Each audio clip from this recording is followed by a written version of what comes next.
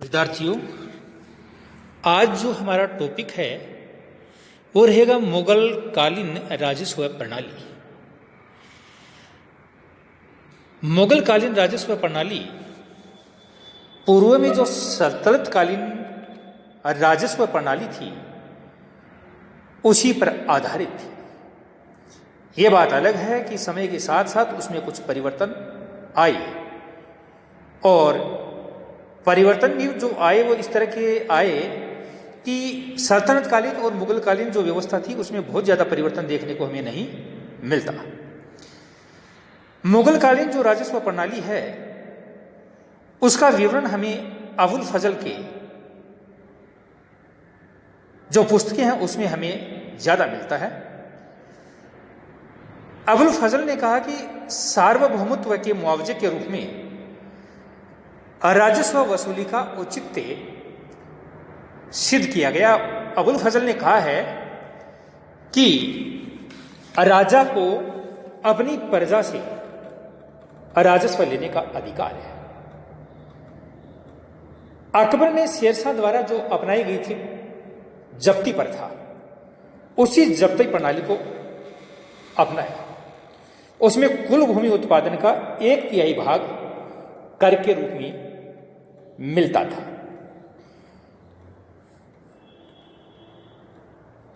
यह जो व्यवस्था थी, यह व्यवस्था कई दिनों तक चलती गई, लेकिन फिर बाद में अकबर ने इसमें कुछ चेंज भी करना शुरू कर दिया। जब्ती प्रणाली महंगी थी, दोषपूर्ण होने के कारण 1569 में सियाबुद्दीन अहमद की सिफारिश पर इसके स्थान पर नस्क या कनकुत या मुक्ताई व्यवस्था की शुरुआत की गई। कनकुत यह मतलब फसल को का एक आकलन होता है। जाब्ती में क्या होता था कि भूमि की पैमाइश व गल्ले की किस्म के आधार पर कर का निर्धारण होता था, जबकि नस्क या कनकुत एक नाम है में खेत को रस्सी या पैरों से नापकर प्रति बीघा पैदावार का अनुमान लगाया जाता था, और उसके अंदर यह भी था कि पिछले वर्षों जो पैदावार हुई थी उसका अंदाजा एवरेज लगा करके एक निश्चित सीमा तय कर दी जाती थी और वह कर वसूल की जाती थी। यह एक तरह से ठेकेदारी व्यवस्था थी। यह बंगाल, गुजरात, आपके काठियावाड़ आदि में प्रचलित थी। नस्क में समय अधिक लगने से राजस्व वसूली में देरी बहुत ज्यादा होती थी, क्योंकि यह प्रति वर्ष की यही प्रक्रिया थी। इसलिए जब उसका कनकुत्ता होता था, उसके बाद में उस फसल का एक जो टारगेट था वो निर्धारित किया जाता था, फिर उसको वसूल किया जाता था, तो उसमें बहुत समय लग जाता था और ये प्रथा महंगी भी थी। गुजरात विजय के बाद अकबर ने 1573 में उसने सारे उत्तरी भारत के अंदर किरोड़ी नामक अधिकारियों की नियुक्ति की, जिसका मुख्य कार्य 1 करोड़ दाम का राजस्व इकट्ठा करना था। किरोड़ी प्रथा के बारे में हमने कल भी अध्ययन किया था। इस व्यवस्था के अंदर क्या होता था कि अकबर ने गुजरात है, बंगाल है, बिहार है, उत्तरी भारत है, उसके अंदर इस तरह के क्षेत्र निर्धारण कर दिए जिनसे राजस्व का जो वसूली होती थी वह 1 करोड़ की हो, वह एक व्यक्ति के अधीन कर दिया गया, और उस व्यक्ति को भी किरोड़ी कहा गया, और यह व्यवस्था किरोड़ी प्रथा कहलाती। जब टोडरमल आया, उसका दीवान बना, तो उसके सुझाव पर 1570 के अंतर में नस्क या कनकुत को भी त्याग दिया, और उन्होंने क्या किया कि उस समय के जो कानूनगो थे, या आपके जो आज के गिरदावर बोलते हैं उसको, साम्राज्य की कृष योग्य भूमि को नापने का आदेश दिया। प्रत्येक तहसील परगने पर भूमि की जो किस्में हैं उसके हिसाब से प्रति बीघा और प्रत्येक जो फसल थी उसका वास्तविक उत्पादन क्या हो रहा है उसकी तालिकाएं बनाई गई, और लगान की मात्रा भी इस आधार पर ही तय की गई। उदाहरण के लिए मैं आपको ये कहूं कि एक अच्छी भूमि है जिसके अंदर प्रति बीघा 10 क्विंटल अनाज होता है एवरेज। अगर वहां भी 1/3 लिया जाएगा तो लगभग 3 क्विंटल अनाज राजस्व में। और एक उतनी ही भूमि है लेकिन वो किस्म कमजोर है, वहां पर केवल 3 क्विंटल अनाज ही होता है। अब उनमें से 1 क्विंटल राजस्व में ले लिया गया तो किसान के पास एक जगह तो 2 क्विंटल शेष रहता है और एक जगह 7 क्विंटल शेष रहता है। तो कहा जो अच्छी भूमि है वहां से तो लगान ज्यादा लिया जाए और जो कमजोर भूमि है उससे लगान कम लिया जाए। इस तरह की तालिकाएं तैयार की। शेरशाह के समय भी प्रति बीघा उपज को रे या रई कहा जाता है। अरे या रई का मतलब ये फसल की किस्म है, उसके आधार पर तय किया जाता था और यही फिर बाद में अकबर ने अपनाने का प्रयास किया। इसलिए भू राजस्व अलग अलग फसलें और क्षेत्रों के लिए अलग अलग होता था, क्योंकि हर क्षेत्र की भूमि और फसलें भी अलग अलग होती थी। जो 73 में टोडरमल ने गुजरात का दीवान बनाकर उसको भेजा गया था अकबर के द्वारा, तो उसने सारी कृषि भूमि को उन्होंने नपवाया और अकबर ने टोडरमल की सफलता से प्रसन्न होकर के उसने अपने पूरे राज्य में इस तरह का कार्य करवाया। कल हमने अध्ययन किया था कि प्रत्येक प्रांत के अंदर एक प्रांतपति जिसको सूबेदार कहा जाता था, दूसरा था दीवान। तो ये गुजरात का जब दीवान बना करके भेजा गया था उसको, तो उसके बाद जब टोडरमल ने इस व्यवस्था को अपनाया उससे बहुत अच्छा रिस्पॉन्स मिला। अब अकबर ने टोडरमल को शाही दीवान बना दिया और 1570 से लागू किए गए टोडरमल के सुधार अब तक पूरे साम्राज्य में लागू कर दिया। इस व्यवस्था को टोडरमल प्रथा भी कहते हैं। राजस्व का जो लेखा रिकॉर्ड था वह फारसी भाषा में, क्योंकि राजकीय भाषा फारसी होती थी, उसमें रखा जाने लगा। 1580 में टोडरमल ने एक नई व्यवस्था अपनाई जिसको आईने दहसाला कहा जाता है। इसे जब्तिया बंदोबस्ती या टोडरमल बंदोबस्त भी कहा जाता है। यह दहसाला प्रणाली जब्ती से विकसित थी। दहसाला का दह का मतलब 10 साल। तो आईने दहसाला के अंतर्गत अलग अलग फसलों के पिछले 10 वर्षों के उत्पादन का हिसाब लगाया गया, उनके मूल्यों का हिसाब लगाया गया, उनका औसत निकाला गया और उसका 1/3 राजस्व के रूप में तय कर दिया गया।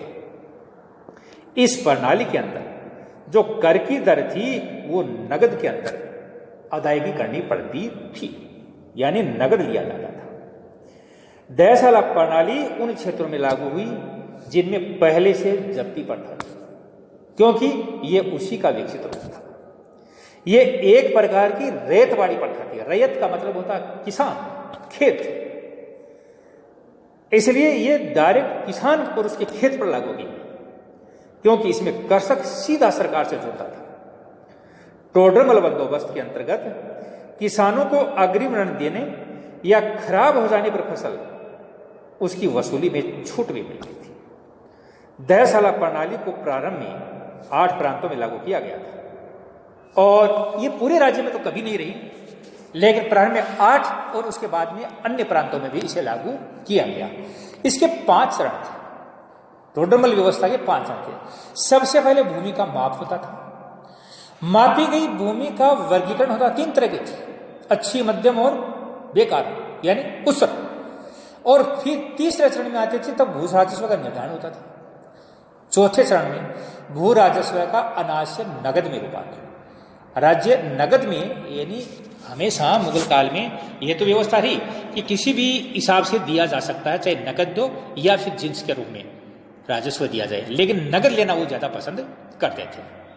और फिर है भू राजस्व को एकत्रित करने की विधि व सरकारी मशीनरी को उसमें लगाना।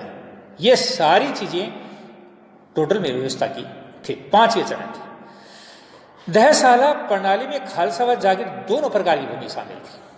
अकबर की सेवा में आने से पहले टोडरमल शेरशाह सूरी की सेवा में था और इसीलिए टोडरमल ने जो व्यवस्था अपनाई ये शेरशाह के काल में भी उसने देखी थी। अबुल फजल द्वारा मुद्रा की संकेतित प्रति बीघा राजस्व दर को दस्तूर उल अमल कहा जाता था, कहा गया।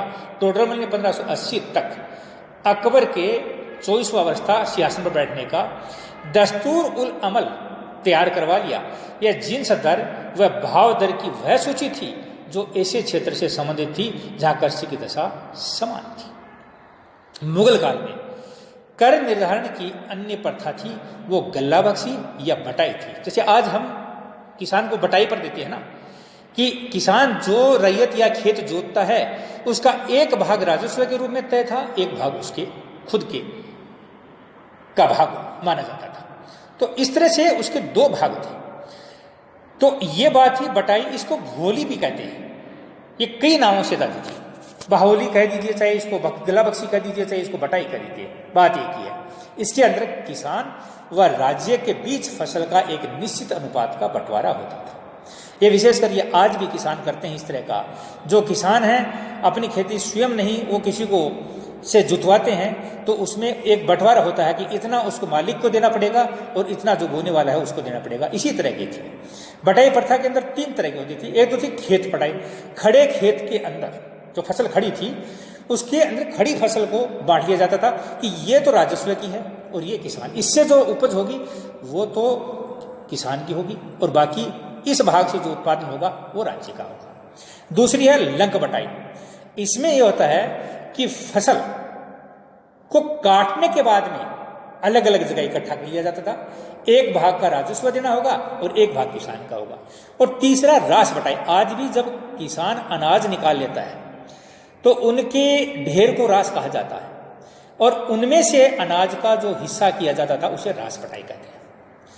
बटाई प्रणाली में किसान नगद या अनाज दोनों रूप में देने के लिए स्वतंत्र था, किंतु नगद या तिजारती फसलें जैसे कपास है, नील है, गन्ना है, ये व्यापारिक फसलें हैं, इन पर नगद ही लिया जाता था कर। मुगल काल के अंदर, अकबर के काल के अंदर विशेष करके भूमि का जो वर्गीकरण किया वो 4 भागों में कर दिया।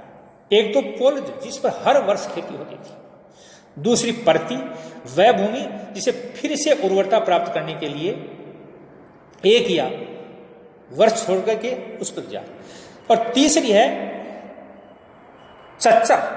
ये वो भूमि होती थी जो 3-4 साल बाद में उस पर खेती होती थी, और बंजर जिनमें 5 वर्ष या अधिक समय बाद में बोने पर होती थी, अक्सर वह भूमि होती थी जिसके अंदर खेती के लायक वो जमीन नहीं थी, बहुत कम उपज होती थी। लगान खेती में काम ले गई भूमि पर ही लिया जाता था, खाली पड़ी भूमि पर लगान नहीं लिया जाता। अकबर ने 86-87 के अंदर सुल्तान सिकंदर के समय से जो चली आ रही थी सिकंदरी गज, उसके स्थान पर इलाही गज जो 41 अंगुल हाथी अंगुलियां या 33.5 इंच की होती थी, उससे भूमि की नपाई होती थी। नापने के लिए रस्सी के स्थान पर बांस की जरी काम में ली गई, क्योंकि यह माना जाता था कि रस्सी है वो समय के अनुसार, जैसे मान लीजिए बरसात के अंदर रस्सी सिकुड़ जाएगी, गर्मी के दिनों में रस्सी फैल जाएगी, इसलिए जो नपाई होती है वो सही नहीं होती, इसलिए बांस के डंडों की जो आपके कहना चाहिए रस्सी या जरीबो बोलते हैं उसको काम में लिया जाता। जरीबी का प्रयोग करने वाला अकबर पहला शासक था। रस्सी मौसम के अनुसार, ये मैंने आपको बताया कि बिगड़ जाती है। शाहजहां ने बीघा हिला यानी प्रति बीघा और नीरा ए शाहजहानी नामक 2 नए नाम चिपे। इसी तरह कश्मीर में नस्क प्रथा को गल्ला बख्श या गुजरात में इसे नक्श ए जूझ कहा जाता है। ये अलग अलग क्षेत्रों में नाम दिए जाते थे। इतिहासकार बर्नियर जो विदेशी यात्री था, मुगल काल में समस्त भूमि का स्वामी राजा होता था, ये अपनी किताब में वो वर्णन करता है। बर्नियर कहता है कि जमीन का एक टुकड़ा लेकर एक कर्षक कृषि कार्य प्रारंभ करता तो कर की अत्यधिक वसूली के कारण उसकी स्थिति खराब हो जाती और वह कृषि कार्य छोड़कर अन्यत्र चला जाता। ऐसा बर्नियर ने अपने विवरण में लिखा है। और उसने ये भी कहा कि सूबेदार के अत्याचारों से परेशान कोई जो किसी समय कोई किसान भूमि उनसे ले लेता तो वो उसको इतना नहीं छोड़ता जिससे गरीब मजदूर उससे छोड़ करके अन्यत्र चले जाते।